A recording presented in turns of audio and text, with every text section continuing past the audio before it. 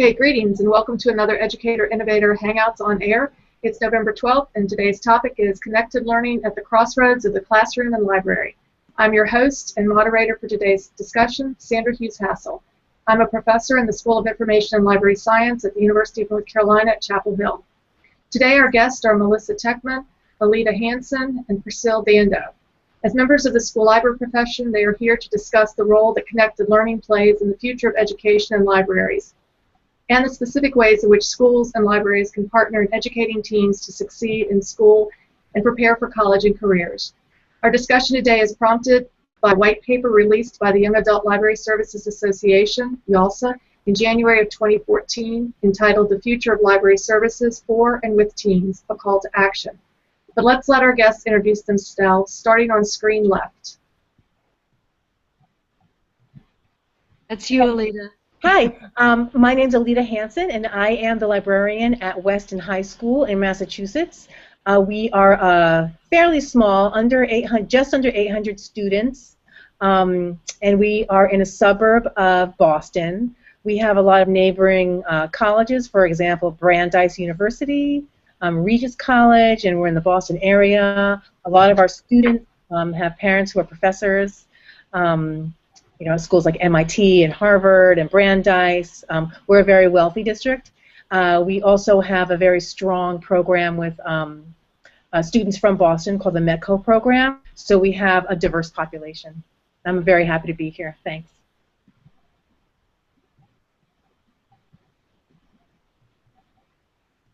Priscille, you're next. Hi, I think we might be on a different order on the screen. I think we are. That's perfectly fine.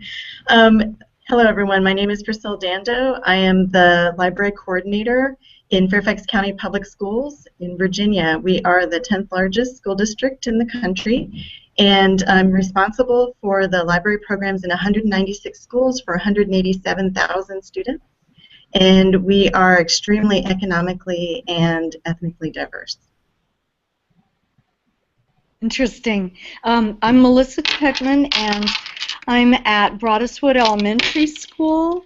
I'm in Albemarle County, Virginia. We are just outside Charlottesville, and I'm in a small elementary school. It's 300 and something kids. But we're a very active community. We're kind of like the little school district that could. We have a visionary, well-known superintendent, Pam Moran, who is a huge supporter of libraries and connected learning and maker spaces.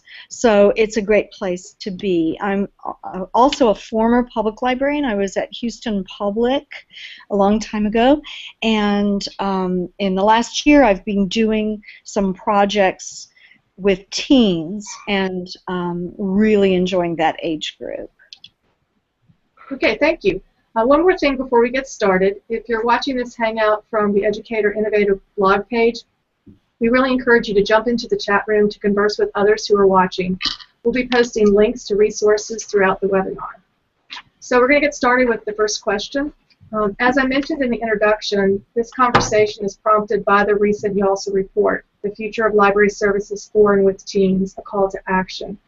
Could you please talk a little bit about the findings of this report? Sandra, I'd like to go ahead and start if you don't mind. I feel like I have an interesting perspective since I got to see the behind the scenes of the development of the report, being part of the advisory group. And one of the things that I think is really important is it does a wonderful job of laying the groundwork of why libraries, school libraries, public libraries are critical to the future success of our students. Basically because we all know that entering the workforce right now requires critical skills that they aren't getting with standardized approach to education.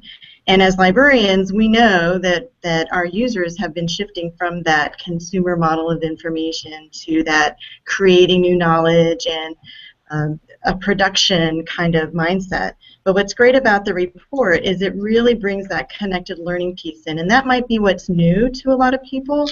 With the connected learning idea, you are actually leveraging the energy and motivation of students as they are student-driven learners outside of the academic world. And with libraries being kind of that third space that we talk about a lot, we're able to be the facilitators for where that their passion and their interest outside, their skills outside of school of the academic world, we're able to kind of provide that environment that can marry that to, especially in the school library, their curriculum objectives. And truly, there's no one else in a school building, I think, that is better poised to make that happen.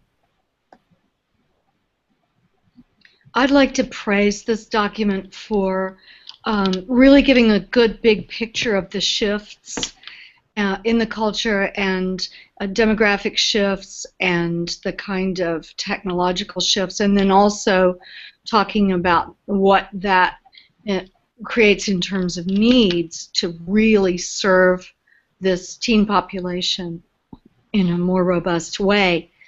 I do wish there was more in the document about rural and underserved areas, and I also wish that there was more in the document about what I call the backdrop. To me, the backdrop is some economic stagnation, lack of opportunity. Social mobility is down in America. I think that's such a shocking thing to realize. And but I also think that perhaps the document could explicitly connect a few things in terms of advocacy. I mean, advocacy, we all talk about advocacy, and we've got some great, what I call preacher choir loops going. But I think that including teens in this kind of civic space that libraries can be, or production spaces, I think that produces an interest in libraries in a population that can really advocate for us, and then it goes the other way too. We can really see more of what they need and advocate for them in schools and in communities. I'd like to add a little bit about my impressions, because I was very glad that Melissa invited me to be part of this, because it made me really sit down and look at the document, and I found it to be asking us to make, I mean, to me it seemed like a seismic change, because so often in a library I find that sometimes I'm not even really connected to where I am right now, because my mind is working so far ahead. And here, it's kind of like right now in my practice, I am updating a program that hadn't really been updated, you know, into the Web 2.0 world. And I feel like this document pushes us beyond that, and it's not talking about hardware, furnishings, objects. It's talking more about dispositions and the relationships, like the connected learning.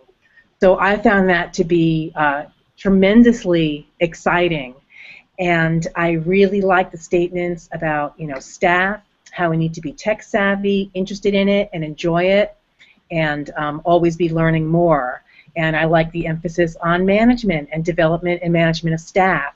And then I was reading through it, I was like noting, you know, all these places where I could develop and where my program can develop, and I felt like it gave me a really good framework to hang my work on. Alida, I'm so glad to hear you say that, because really I think the purpose of the document was to create a call to action. So hearing your enthusiasm about the information that's provided and getting ideas about how to be a little more innovative and take risks, that's exactly what we're asking our students to do in their learning. It was huge, and I'm telling you, I read this document yesterday, and I've done 2 things today that were inspired by the notion of connected learning. 2 things. Huge. Here we are. And the day is young. I'm writing a grant to get 3D printers. And I'm looking at, you know, the boxes they want me to fill in for the grant. And one is, how are you going to link to community organizations? And it goes ding, ding, ding, ding, ding. That's connected learning. That's me making connections with experts in my community. So I was able to find like the perfect group, and I reached out to them, and I've sent them an email, and I'm ready to build a relationship with these people. And then another email came through my box this morning. We're having a green company install solar panels at our town dump. What kind of materials could we get from them to help our students? And this is from an educator in our school who was heading this committee.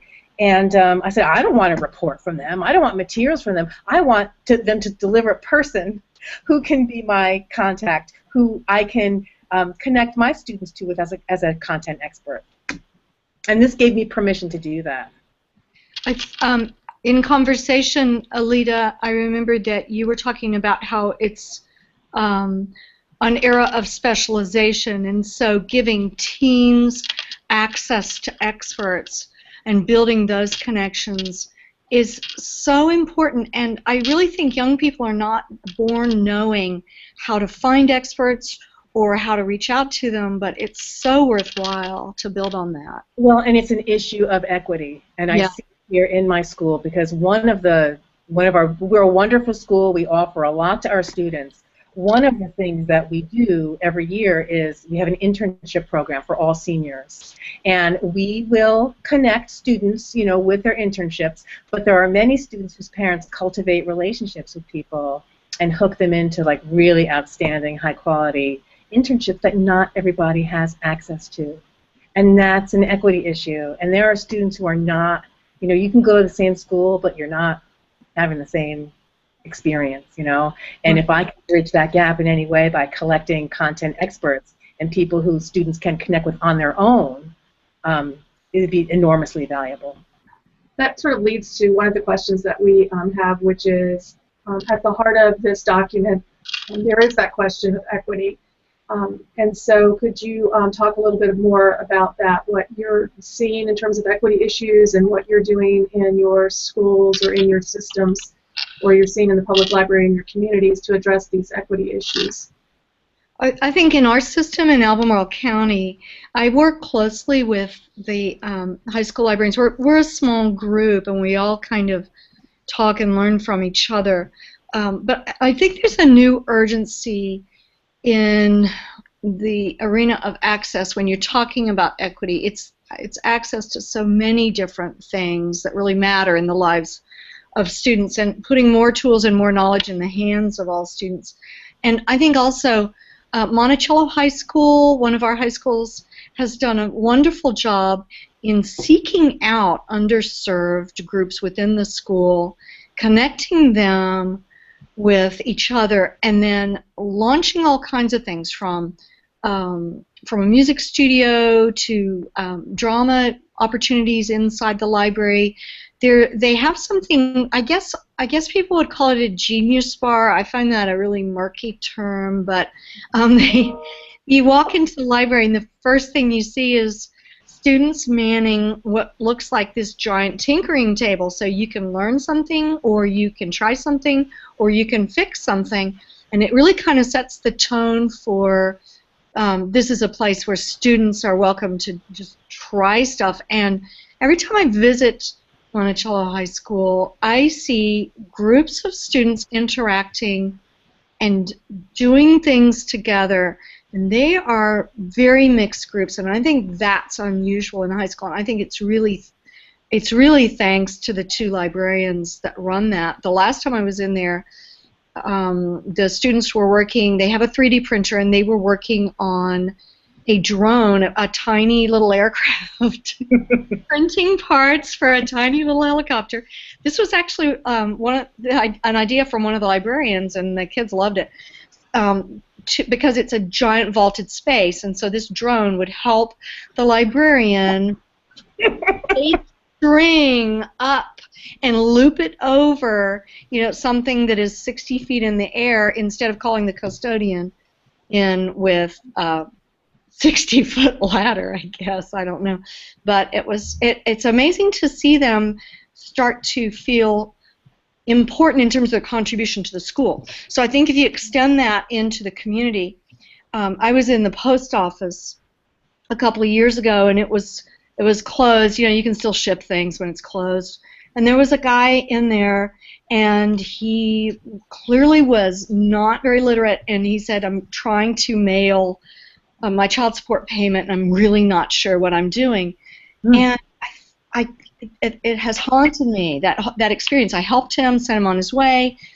nice young man, sent him on his way, and then later I thought, public spaces are not just, especially government entities, they're not just public spaces, they're problems that need to be solved in those public spaces. And I was thinking, this is an authentic kind of an issue that I would love to hand over to a high school student and say, if the post office or a community group gives a video kiosk, would you make a very simple video about how to do this, how to do that? I mean, there are all kinds of things, there are all kinds of ways that teens can contribute. I think that's an important, when you're talking about equity, when you're talking about giving teens voice, it's not just, let's give them a place to write a poem or write a novel or something. Their voice comes out in what they do in the world oftentimes. And, so I'm in an elementary school library right now, and I have been working with teens on these Mozilla WebMaker events that I put together, and now my 5th graders want to do it. And so I'm telling the 5th graders, yes, we can do this, but some of these templates, where coding meets writing, some of these HTML, CSS, and Java endeavors are a little complicated for 5th grade.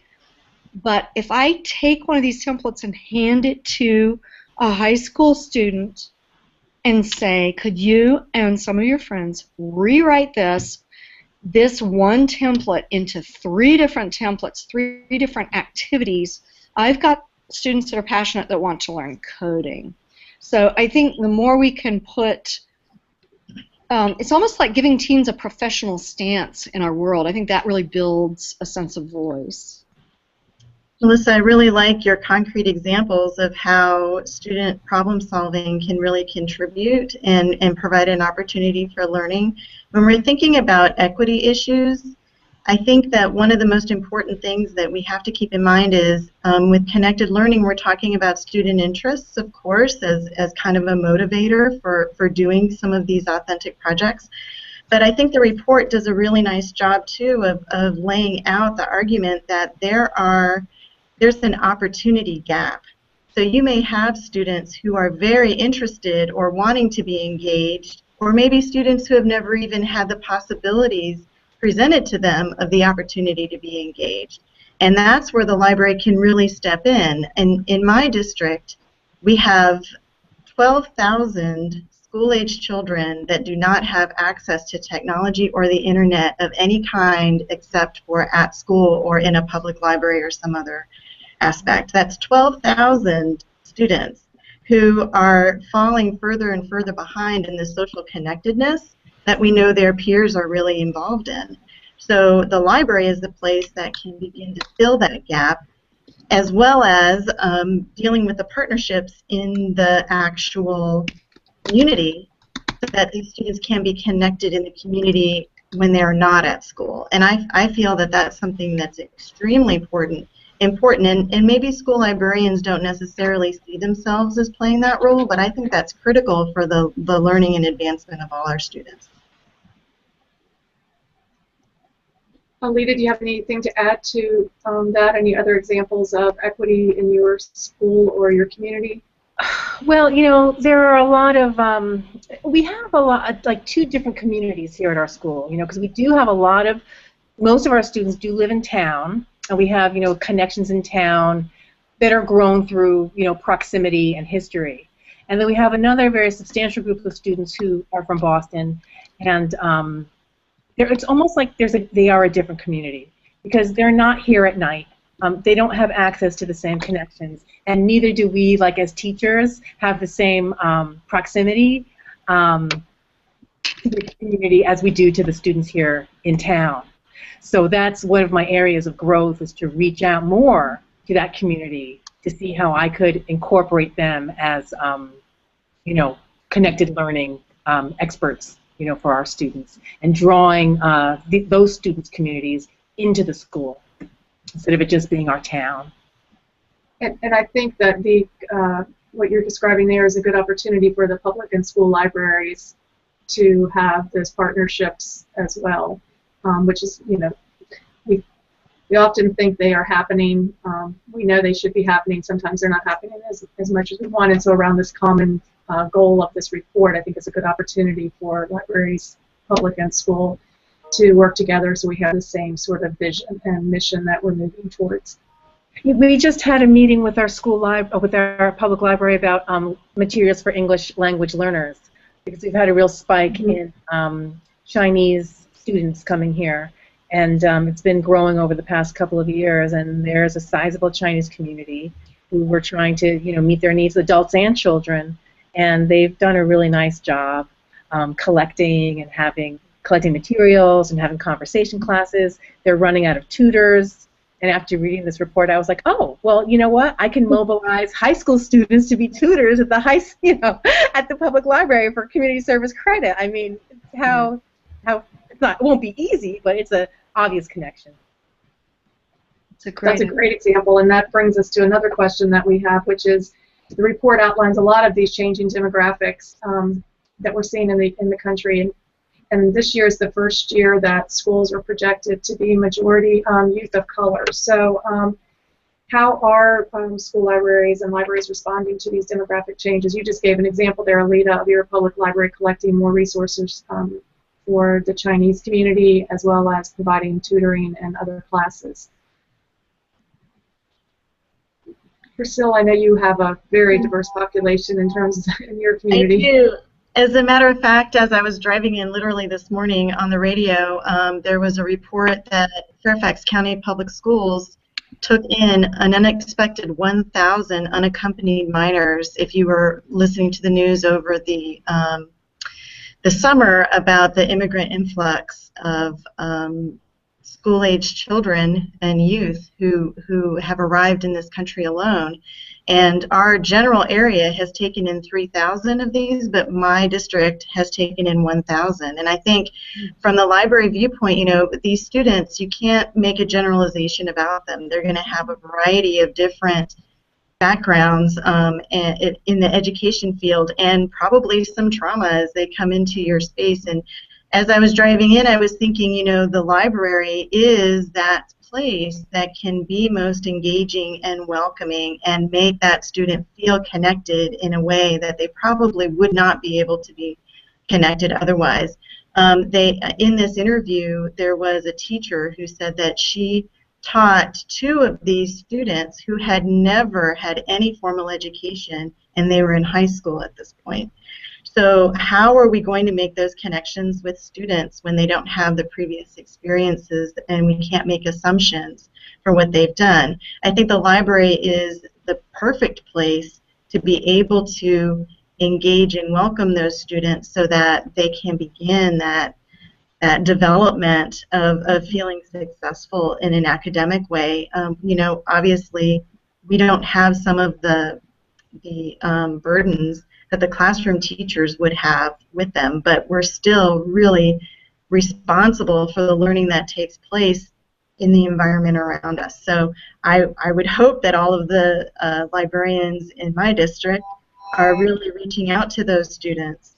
I think the demographics not only reflects itself in our resources, but I think there's a need for greater cultural proficiency. And I don't know if this is something that is a trend in other areas, but for us, we're doing a lot of training with our librarians in this area. And it's not cultural competency where you're talking about an awareness, but cultural proficiency where you're really being proactive, welcoming, educating yourself, and connecting with students and their families in ways that is going to be respectful and engaging to them. There's a lot of work to be done. I know that the recent "We Need Diverse Books" movement. It's we need it's that and more. We need all kinds of materials and resources, and basically just start anywhere, even in our system, which I would say the diversity in our system. We do have what can be called a minor urban ring in our system, but in my own school, the diversity is more like the kids who are out hunting for 3 days and that miss out on a lot of school, and then and then the other half of the class might be professors' kids. But thinking about, you're talking about 1,000 students who may have no family at all.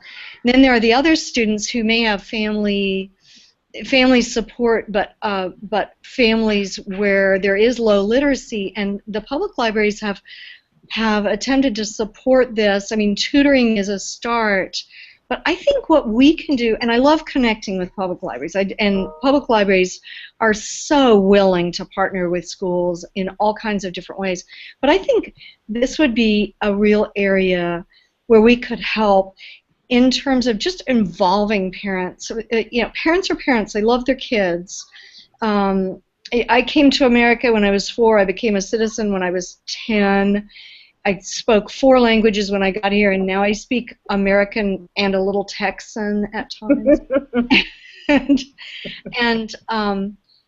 But I mean, it's just so many things that we take for granted in terms of our communication, even with people who speak English, but they don't have the same body of knowledge. But parents love to learn with and learn alongside, and that's why I think some of the things coming out of this YALSA study about cross-generational efforts, like in Philadelphia, the Maker John extension of that grant, where it's really communities. The community members are helping each other. It's all ages. It's fascinating. I mean, those were seeds very worth planting.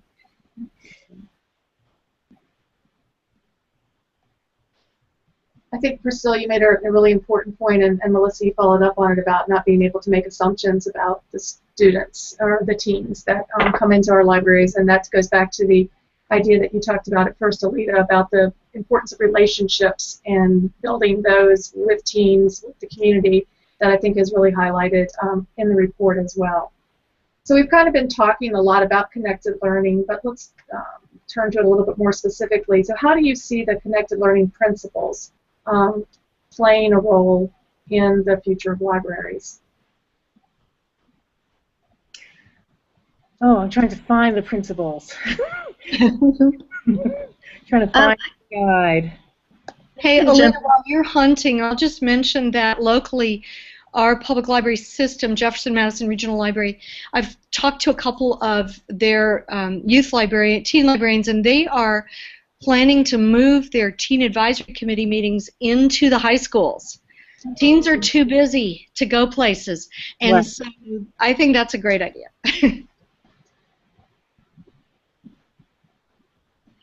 Well, I can jump in with a couple of ideas.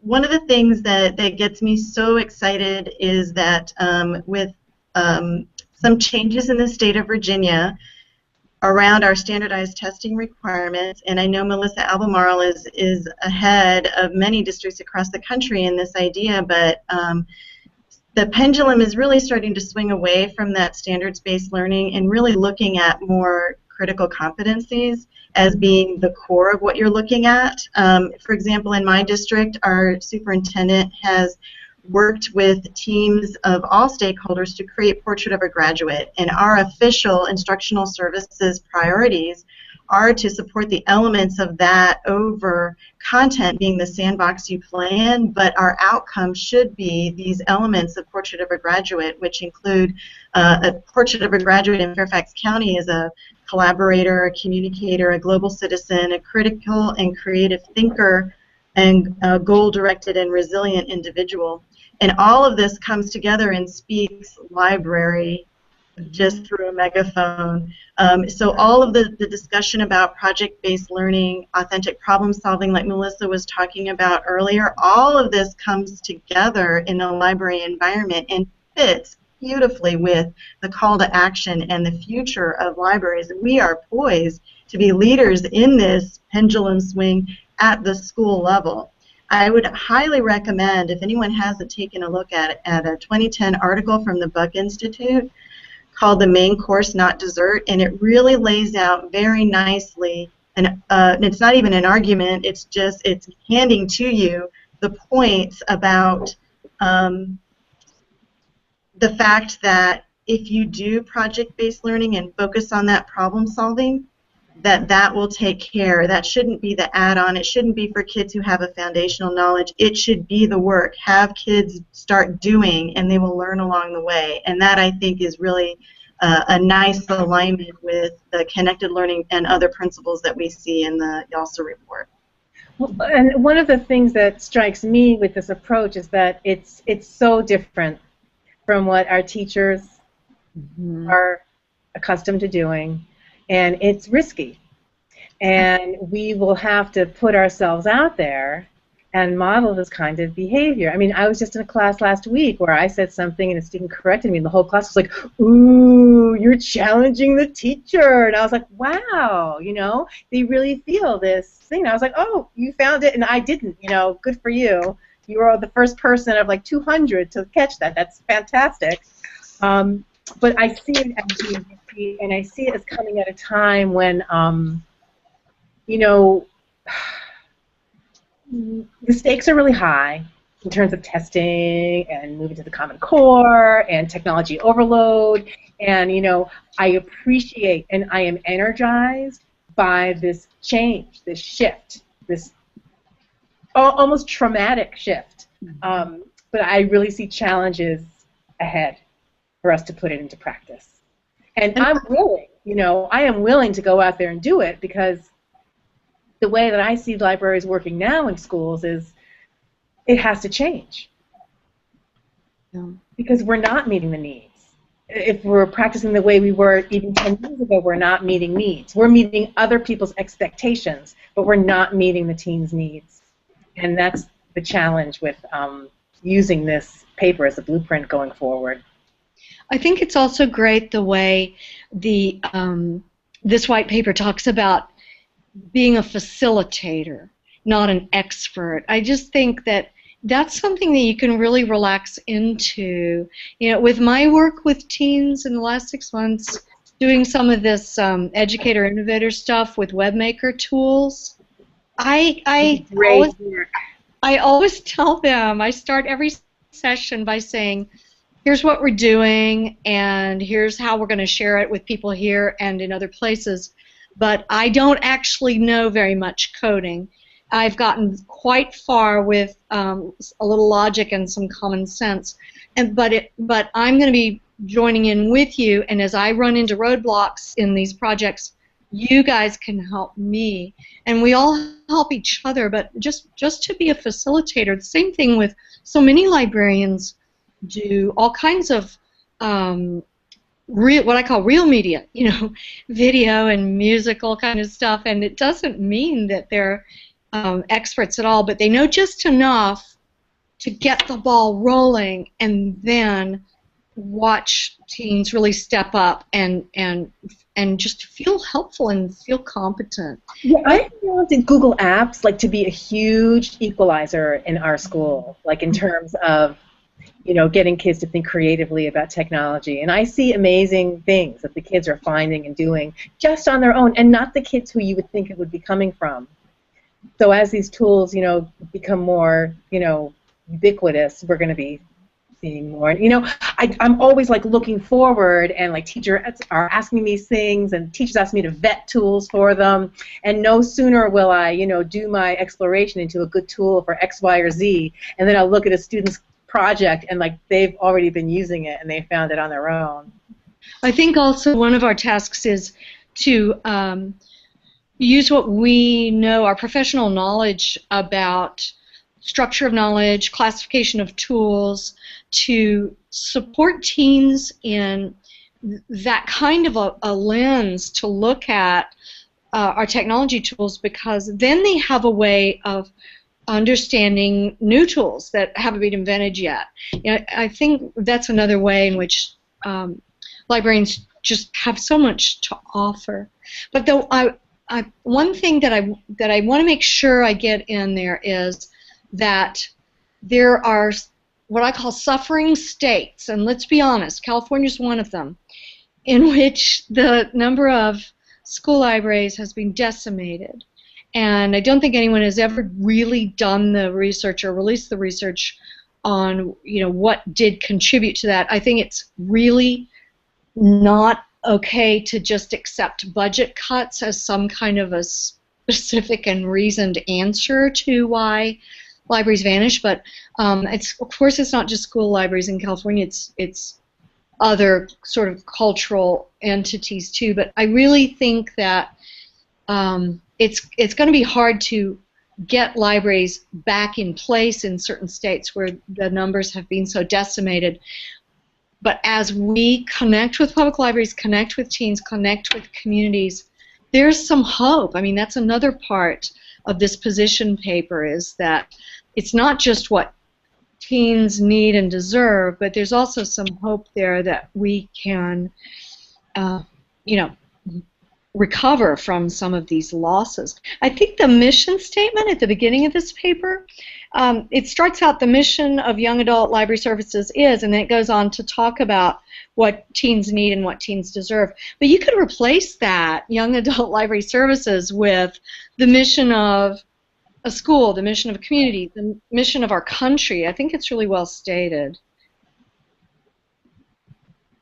And then our natural allies, we're in the hangout right now with National Writing Project's educator, innovator staff. I think they are wonderful natural allies. I put something in the chat earlier, just the link to the Knight grant challenge. They're at the semifinalist stage right now, where if you go to Knight Challenge and click view, it's something like view semifinalists, you can see all kinds of suggestions about connecting and serving teens, wonderful ideas that I don't think would have come up 3 years ago. So I do think that this commitment to connected learning is spreading, which is so good. It's so needed. You talked a lot about the demands that our school librarians are facing, and some of the demands that this report will also places on school librarians. Can you talk a little bit about some coping mechanisms or some ways you've seen librarians cope with the challenges that they're facing and turning these challenges into opportunities? I think the most important thing, and I talk to librarians about this all the time, I think you look at your school environment, you look at what the priorities are in your school environment, and you find a problem to solve, then you solve it and tell everyone how you did it, showing the impact through data. In this instance, I would say really keep an ear to the ground regarding the shift in focus and priorities in education.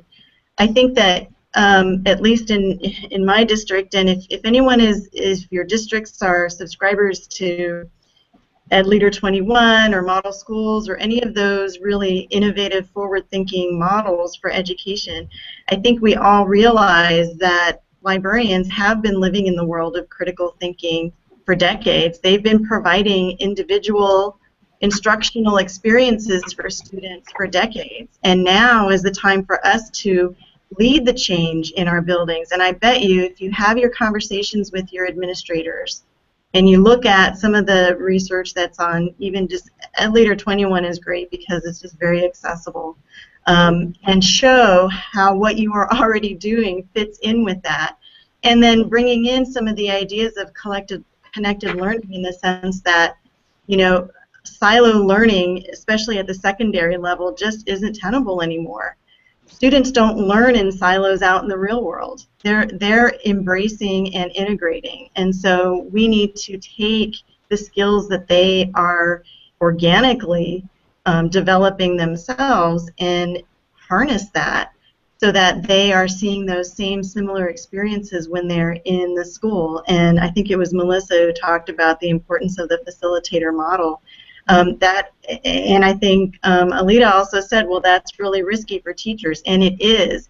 And I think, you know, you will have those teachers that will come on board with you, but I feel like I should promise you, if you can make that connection with your administrator, as a school librarian, you can be the leader of this change. And when we're talking about demonstrating our value and impact, there's nothing greater than being at the forefront of where everyone else is starting to revolve and point to. So I can't say strongly enough. If you aren't familiar with the new pedagogies, with talking about knowing, understanding, and doing versus explicit factual knowledge, look at some of the recent stuff from Carolyn Tomlinson on KUDs. You'll see the librarian's place in that. And I think it's important to remember it's not just the classroom learning, but the library also has that choice learning opportunity. When students choose to be in the environment of the library, we can extend that learning in that degree that many classrooms can't. Melissa or Lee, did you have any thoughts about that? I wanted to talk about a question from the chat for a minute, actually. Beyond helping youth just create their work, how do we make sure that they are also able to own the rights to their work? And I think that actually, for me, fits under the umbrella of understanding more about rights and privacy online. I'm starting to get first graders asking me if some of the surveys that they take for various reasons, if their name will be attached to that. I think that's really interesting. Yeah, but I think librarians historically have been the ones to teach students about putting Creative Commons licenses on their works, and I think it's easy for us to forget that classroom teachers don't do that automatically, but it's such an important thing to share with our students. And then also, the more our students feel like they have a place to put their work online or share their work online, the more not just empowered, but the more sort of professional they feel, and the more they feel that way, the less likely they are to do stupid stuff online.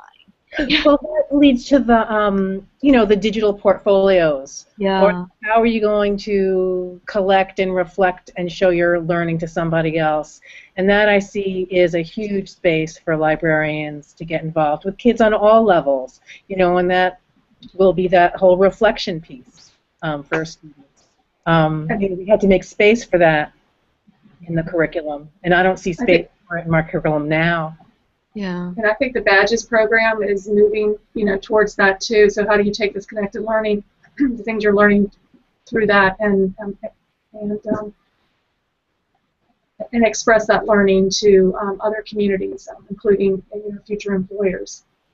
I'd just like to ask one more question. We're almost out of time, and this wasn't on the list, but as I've been thinking about it, YALSA is doing a rollout plan for the report, and I'm actually on the rollout committee task force, and I'm just wondering, as we talked today, you've identified some places where you think librarians maybe need some more professional development, and if you could just talk a little bit more about that, that would be helpful to YALSA, but I think it would also be helpful to our listeners to think about where they might go for types of professional development. I have a need to develop my skills with management of staff and professional development of staff. It challenges me in many ways. Working with the staff that I have and the skills that they have, it's challenging to update them, to what I would really need in the environment, that I'm in now and that we're working towards. And I think that's one of the points in the report too, is needing the whole staff, library staff, to be involved and to understand the vision of the library in today's world. Yeah, and I really keyed into the role of the librarian, the role of the staff in that section of the report, and it makes so much sense. And in reality, many times the librarian is the only one in the building, and you're doing everything.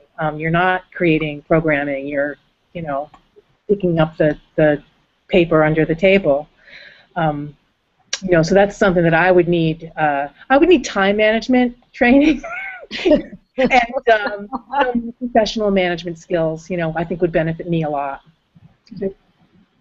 I think that's interesting that you said that, Alida, because I always think everyone else has got it together. Everyone else is mentally organized and can handle time management.